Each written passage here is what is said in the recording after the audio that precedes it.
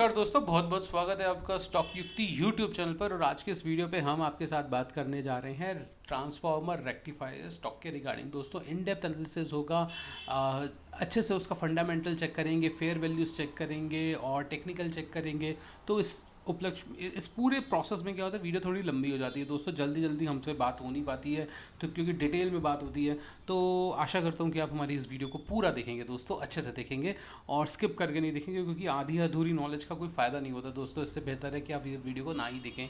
और अगर आप रील्स की दुनिया में से आए हैं दोस्तों, आपको जल्दी जल्दी कंटेंट देखना पसंद है, तो मैं आपसे माफ़ी चाहता हूँ कि ये कंटेंट बिल्कुल भी रील्स टाइप का नहीं है। तो आइए दोस्तों शुरू करते हैं। शुरू करने से पहले मैं आपको एक बात बताना चाहता हूँ कि आज निफ्टी फार्मा के स्टॉक्स में बहुत ही बढ़िया उछाल रहा था, मगर 4 तारीख को हम लोगों ने एक जोन बनाया था और हमने कहा था कि ये पूरा एक जोन रहेगा। और यहाँ पर देखिए हम लोगों ने ये भी जोन बनाया था, और उसके बाद हम लोगों ने यहाँ पर ये भी ऑलरेडी 4 तारीख को ही एक चैनल ड्रॉ कर लिया था और ये बोला था कि एक रेजिस्टेंस चैनल होगा। अब देखिए नो डाउट वो ऊपर के लिए जाएगा, क्योंकि इससे ऊपर जब सस्टेन होगा तो वहाँ से निफ्टी फार्मा के स्टॉक्स को जंप मिलेगी, ठीक है। मगर अब यहाँ से थोड़ा सा पुल बैक आना पॉसिबल है। अब देखिए आप हमारे चैनल को देखिए, कितना एक्यूरेटली डिज़ाइन हुआ है हमारा पूरा का पूरा चैनल, है ना। तो अब मैं आपको ना दोस्तों आज के वीडियो को शुरू करूँ उससे पहले ना मैं आपको कुछ दिखाना चाहता हूँ दोस्तों। हमने ना आज कुछ ट्रेड लिए हैं, कुछ हाल फिलहाल में ट्रेड लिए थे। तो हमने ना इस ना कॉन्स कॉम है, ये इसका पूरा शॉर्ट फॉर्म होता है एनसीसी करके, ठीक है। तो एनसीसी का ट्रेड लिया था 23 तारीख को, और 218 रुपये के आसपास हम लोगों ने इसका ट्रेड लिया था। और यहाँ पे 235 रुपये के आसपास हम लोगों ने इस ट्रेड को आई वाइंड अप कर दिया है, ठीक है। उसके बाद दोस्तों एक दो ट्रेड और हमने वाइंड अप किए, बट इनमें से कैप्लिन पॉइंट का एक ट्रेड ऐसा है जिसका मेरे को काफ़ी पछतावा है, क्योंकि कुछ फंड्स चाहिए थे और मैंने कल ही इसको ना 218 रुपये पर सेट किया था, ठीक है। मतलब हमने 1865 रुपये पे ये ट्रेड लिया था और 218 रुपये पर मैंने कल ही उसको सेट किया था। ऑल्दो मैंने इसकी जो टारगेट लिमिट थी वो कोई 2200-2300 के आसपास ही लगाई थी, बट क्योंकि फंड चाहिए था तो फिर मैंने इसको चेंज किया। मगर मेरे को बिल्कुल अंदाज़ा नहीं था कि ये कल ही मेरे को इतना बढ़िया टारगेट मेरा दे देगा। मैं दिखाता हूँ आपको क्या हुआ आज के अपने पॉइंट पे। पहले मैं एनसीसी का दिखाता हूँ आपको। तो ये एक एनसीसी का एक ट्रेड है दोस्तों। तो यहाँ पर ये एनसीसी का ट्रेड है, हम लोगों ने कोई यहाँ पर 218 212 15 के आसपास 23 मई को 23-24 अप्रैल के आसपास हम लोगों ने यहाँ पर स्टॉक को कैच किया होगा, ठीक है। और वहाँ से यहाँ से अब देखिए, जब हम लोगों ने यहाँ से कैच किया तो वो नीचे भी गया दोस्तों, मगर मैं स्टॉप लॉस नहीं लगाता हूँ आसानी से। और उसके बाद देखिए मेरे को पता था जंप करेगा, वो गया ऊपर गया, है ना। उसके बाद वो ऊपर गया है वो स्टॉक, ठीक है। और हमें हमारा पॉइंट मिल गए, जितने पॉइंट मिले थे मतलब 10-12% काफ़ी है दोस्तों। 8% मिली हमें महीने भर के अंदर, 16 बार्स के अंदर, ठीक है।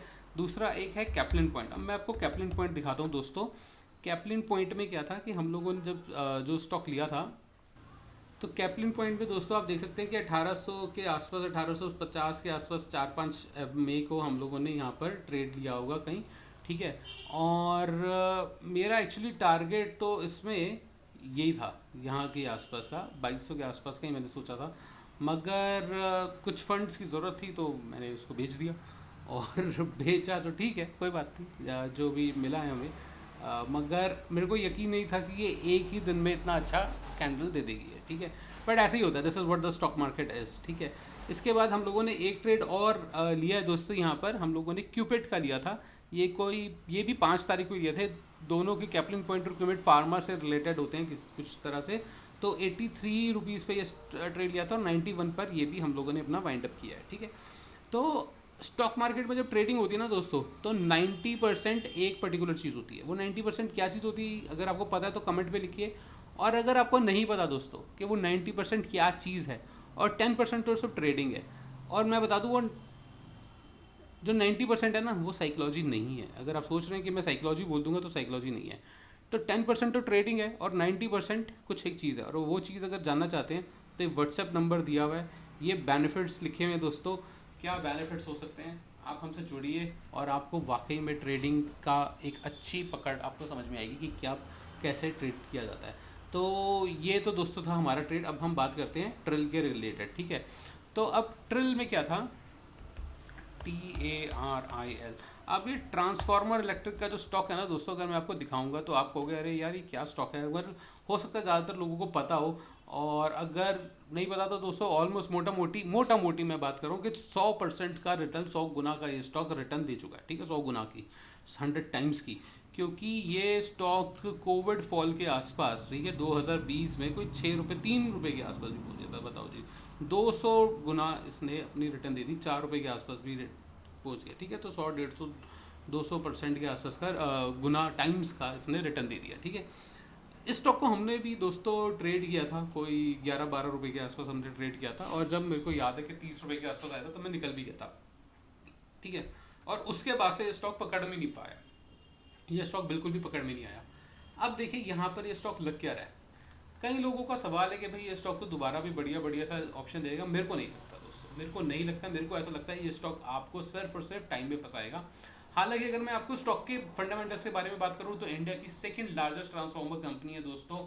15-15.5 हज़ार करोड़ की मार्केट कैप है करेक्शन के बाद भी। 529 का प्राइस है, बुक वैल्यू 41 रुपये की है। ROE मैसिव है दोस्तों, बहुत ही बढ़िया, और डेप्ट है नहीं कंपनी के पास। EPS जो है कंपनी 7 रुपये का रिटर्न कर पाती है। डिविडेंड कंपनी नहीं देती है, मैं नहीं मानता इसको डिविडेंड कुछ, ठीक है। आपको अगर एक बात बताऊं ना दोस्तों कि आपको क्या चीज़ सोचनी चाहिए, आप देखिए कि market cap 5 years back is 72, 72 crore की मार्केट कैप 15,000 करोड़ की हो चुकी है। उसमें से मैं 886 करोड़ बोल भी नहीं रहा हूँ, है ना। सो 15.5 या 16,000 करोड़ की मार्केट कैप कैसे बोलूँ मैं इसको, कितने जीरो लगेंगे, क्या लगेंगे, मतलब आप सोचिए what the return it has generated, right. कि इतना पैसा वो उसने जनरेट कर दिया 5 सालों के अंदर ही। इसको 100 गुना नहीं कहते दोस्तों, कितना पैसा रिटर्न कर दिया इसने, है ना। तो मतलब 200% ही हो गया, इतना 200 गुना ही हो गया, है ना। तो इतना पैसा वो जनरेट कर चुकी है। अब उसका एक एग्जॉस्टेड पॉइंट तो आएगा ना। अब उनको ये पैसा रियलिटी में चाहिए। अभी तक तो बुक्स में था, स्टॉक ऊपर जाएगा बेस बनाएगा नीचे आएगा, स्टॉक ऊपर जाएगा बेस बनाएगा नीचे आएगा। कब तक नीचे आएगा?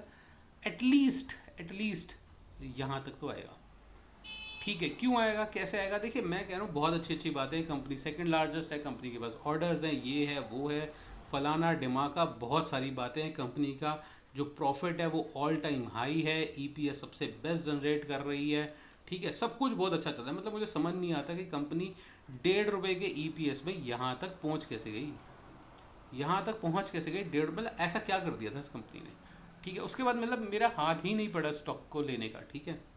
और क्योंकि रिक्वेस्ट आई है तो इसीलिए हम लोग इसके रिलेटेड वीडियो भी बना रहे हैं, ठीक है। बहुत अच्छी कंपनी है, शेयर होल्डिंग पैटर्न सब ठीक होगा, सब अच्छा होगा, नो डाउट, सब कुछ बढ़िया है, कुछ आगे जिक्र ही नहीं है।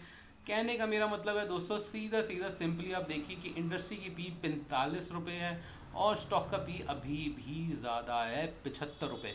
और अगर मैं पी के रिलेटेड ही बात करूँ ना दोस्तों, मतलब I literally feel sorry for those जिन्होंने इस जगह पर 445 रुपये के पी पर एंट्री मारी है। लिटरली भाई साहब सॉरी, ठीक है। आपको स्टॉक मार्केट नहीं आती, आप ज़रूर हमारे नंबर पर कॉल कीजिए।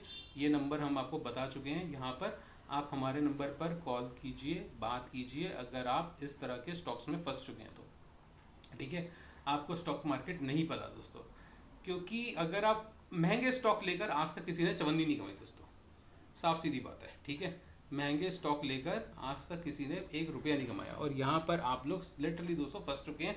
445 रुपये के पी को आज 75 रुपये पर आ गया है, मगर अभी भी वो मीडियन के नीचे नहीं आया। आप देखेंगे तो मीडियन के आसपास ही घूम रहा है वो, मगर उसका इतिहास तो बोलता है मीडियन से नीचे, उसका इतिहास तो बोलता है वो 24 के पी पर भी आ चुका है ना।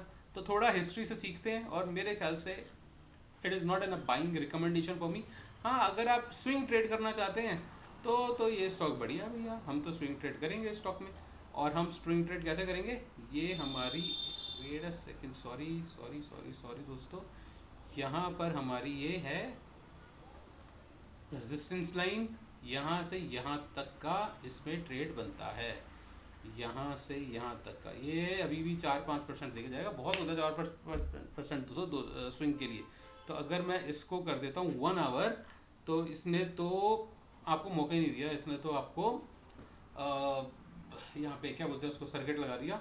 अब देखिए ये ऊपर भी जा सकता है नीचे भी जा सकता है, देखते हैं। तो अब इस ट्रेंड लाइन को, अब देखिए अब सर्किट सामने नजर आया, अब मेरी थॉट बदल दी है। अब मेरी थॉट क्या है कि यहाँ से ये ट्रेंड लाइन के ऊपर जाए, यहाँ पे टिके, उसके बाद हम इसमें एंट्री करने की सोचेंगे, विचारेंगे।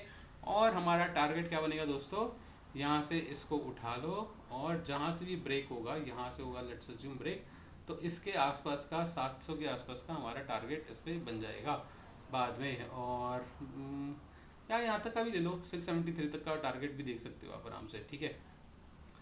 तो देखते हैं दोस्तों, या तो इसमें अभी अगर इसमें मैं ट्रेड करूंगा तो बहुत स्ट्रिक्ट स्टॉप लॉस के साथ ही करूंगा, अपने स्टॉप लॉस को ऊपर ऊपर ट्रेल करता रहूंगा, और नुकसान हो गया तो ठीक है किस्मत, अगर फ़ायदा हुआ तो किस्मत। और यहाँ से देखिए ये मेरा इधर एक 2 आवरली कैंडल का ये जो चंक पॉइंट है ना, चोक पॉइंट, ये गैप या ये नीचे देखते हैं, अभी इसको थोड़ा सा नीचे आने देते हैं, समझते हैं क्या होता है, और उसके बाद फिर ये बनेगा। अभी RSI MACD ठीक लग रही है, RSI भी ठीक है, और अभी स्कोप भी है दोस्तों, तो हो भी सकता है कि ऊपर चला जाए, क्योंकि हवाबाजी तो ऐसी होती है ना, बहुत कम अमाउंट, बहुत कम अमाउंट, मतलब कि not even 1% of my portfolio, या अगर किसी को लगाना है तो मैक्सिमम जैसे अगर लाख रुपए लगाना चाहते हो तो अब 3,000 रुपये में तो क्या ही स्टॉक लोगे ना ये। तो भाई अब मैं क्या ही बताऊँ, आप अपनी कैपेबिलिटी से देख लीजिए कि क्या आप लगाते हैं। अगर लाख रुपए का पोर्टफोलियो है तो मैं क्या ही बोलूँ उसमें कितना आप ट्रेड लेंगे, उधारी लेकर पैसे मत लगाना, आपसे निवेदन है। और हम किसी तरह की टिप विप नहीं देते हैं दोस्तों, और मैं तो बल्कि मना ही कर रहा हूँ, क्योंकि मेरे को तो इसका अभी भी फंडामेंटल के बेसिक फंडामेंटली देखो तो स्टॉक का पी जो है वो इंडस्ट्री के पी से बहुत ज़्यादा है। मेरे को ऐसा लगता है कि स्टॉक जो है वो आपको टाइम करेक्शन में घुसा देगा, ठीक है। ये मेरी थॉट है, ऐसा हो सकता है कि मैं गलत हूँ, ऐसा हो सकता है कि मैं बहुत ज़्यादा सही हूँ, मगर मैं इस स्टॉक को ट्रेलिंग स्टॉप लॉस के साथ ट्रेड करूंगा, अपनी कैपिटल का बहुत छोटा सा हिस्सा लगाकर, ठीक है, जो मेरा अपना होगा बिना उधारी का। तो ये हमारा पॉइंट है। आशा करता हूँ कि आपको वीडियो पसंद आई होगी दोस्तों, आपने वीडियो को अंत तक देखा होगा। अगर आपने वीडियो को अंत तक नहीं देखा तो क्या कर सकते हैं, बट अगर आप हमें यहाँ तक सुन चुके हैं तो आशा करता हूँ कि आप चैनल को ज़रूर सब्सक्राइब कर देंगे, वीडियो को भी ज़रूर लाइक करेंगे। धन्यवाद।